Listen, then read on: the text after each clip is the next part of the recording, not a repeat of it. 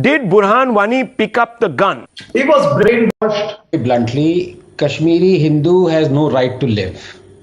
As simple as that, especially in Kashmir.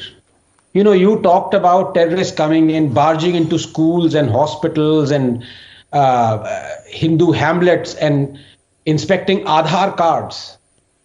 Let me also be very honest. Yes, no doubt Muslims are being killed in Kashmir, but as a collateral or as suspected to be informers, whereas Hindus are being killed just because they are Hindus, and that is why it is very disappointing and befuddling, and anger rises when someone on as high an authority as the governor says that religion has got nothing to do with it. Of course, religion has got everything to do with this.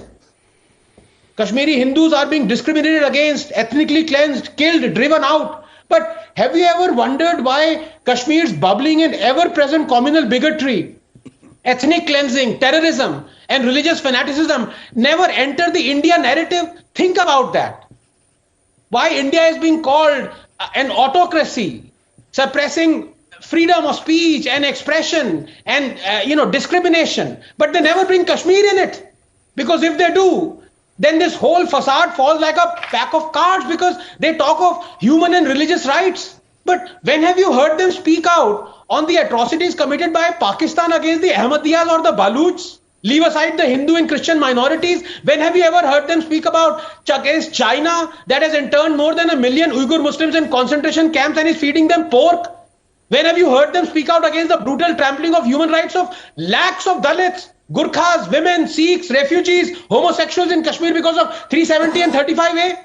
But I'll tell you, when they do speak out, when their power and authority are threatened, like when Sheikh Abdullah spoke out, and I quote, "Self-determination is our right. Countries that do not support it are our enemies." Or when Farooq Abdullah spoke out, and I quote, "They want to abolish 370 and we'll remain silent. Inshallah, we will fight. We dare them." Allah would want that we gain independence from India. And when it comes to one particular dynasty, you showed a clip of Miss Mehbooba Mufti, one would be hard-pressed, honestly, to find a bigger hypocrite or a bigot. From choosing a rape accused as an election candidate, to threatening rivers of blood if 370 was abrogated, to shedding tears and mourning the death of a terrorist Wani, to saying flags other than tricolor will fly, to threatening sedition by saying, quote, "Why would a Muslim majority state want to stay with India," unquote, to wanting to introduce punishment according to Sharia law in Kashmir and death by stoning. Yes. Mehbooba Mufti has scaled all methane-spewing landfill summits, Rahul. But you know, after a while, one gets tired of exposing them with facts and details. And so, I have, with your permission, devised a simple 30-second plan. Just ask these 3 panelists out there on our panel, turning up on any Kashmir debate as they do, these 2 simple questions that require a simple yes or no answers. Number 1, was Burhan Wani a terrorist? And number 2, did Kashmiri Hindu genocide take place?